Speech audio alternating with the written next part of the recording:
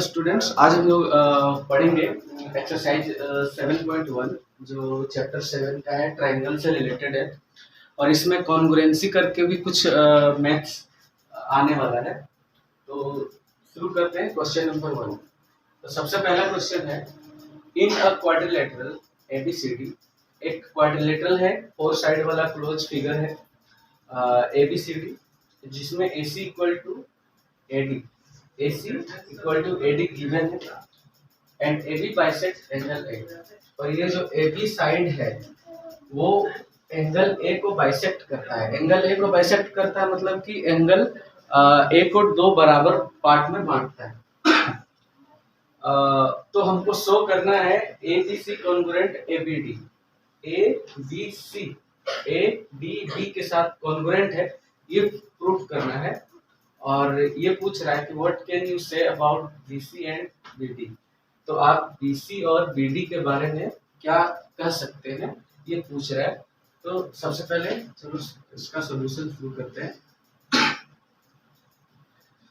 तो जब भी इस तरह का क्वेश्चन होगा, जो क्वेश्चन में क्या क्या वैल्यू दिया हुआ है उसको सबसे पहले लिखते हैं।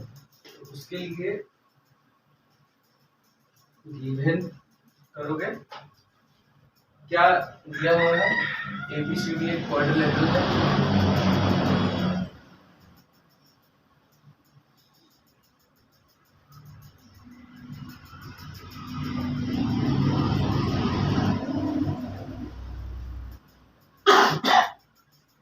ABCD एक क्वाड्रिलेटरल है और इसमें क्या दिया हुआ है, AC is equal to AD दिया हुआ है, ठीक है।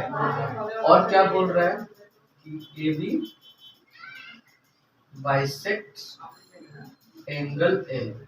AB अगर एंगल A को बाइसेक्ट कर रहा है मतलब दो बराबर पार्ट में बांट रहा है, दैट मीन्स हम ऐसे लिख सकते हैं, therefore angle CAB is angle is equal to angle DAB।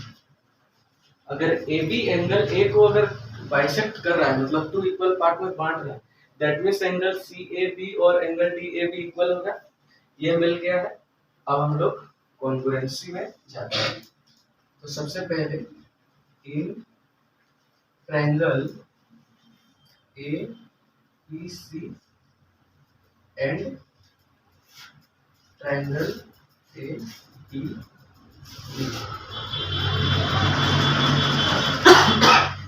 जब भी जिन दो ट्रायंगल को कॉन्ग्रुएंसी दिखाना होता है, उन दो ट्रायंगल को हम लोग पहले से लिख लेते हैं।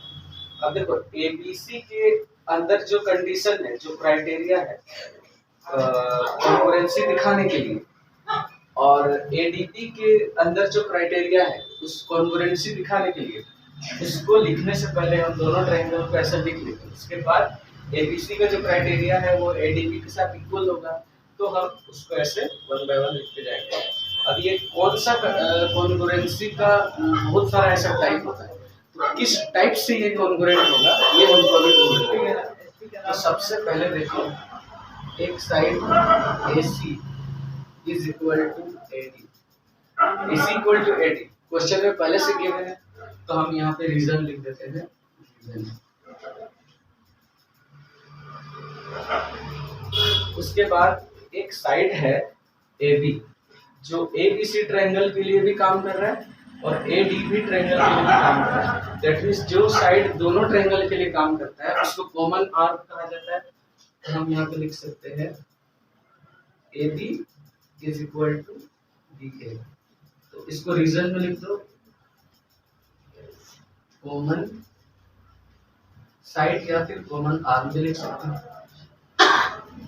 अब देखो एंगल A को बाइसेक्ट कर रहा है, तो एंगल CAB और एंगल DAB दोनों इक्वल हो जाएगा। तो यहाँ पे हम लोग लिख सकते हैं angle CAB is equal to angle DAB। यहाँ पे लिख देते हैं AB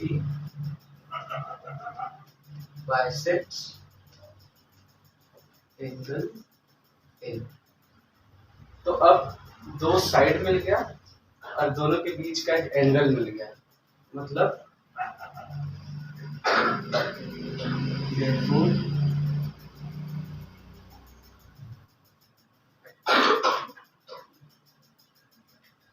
according to to side के बीच का एक एंगल दूसरे ट्रायंगल के साथ भी इसी तरह उसका कोरेस्पोंडिंग साइड और कोरेस्पोंडिंग एंगल अगर इक्वल हो जाता है, दैट मीन्स वहां पे जो है वो एस टाइप से वो कॉन्ग्रुएंट हो जाएगा। तो according to S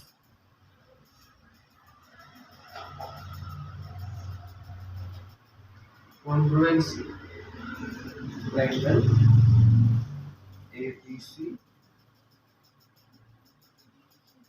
congruent triangle ADB, ये कॉन्ग्रुएंसी दिखाना था, ये हम लोगों का प्रूफ हो गया।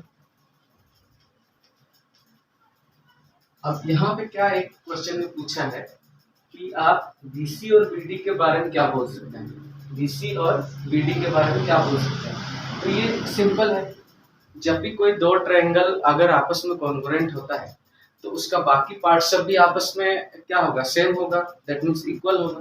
तो उसको हम लोग सिंप्लिसिटी से डिनोट करते हैं। तो उसको अभी हाँ ऐसे लिख लो,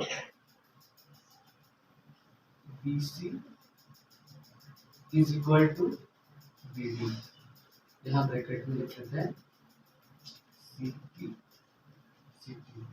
इसका फुल फॉर्म होता है corresponding part of congruent triangle.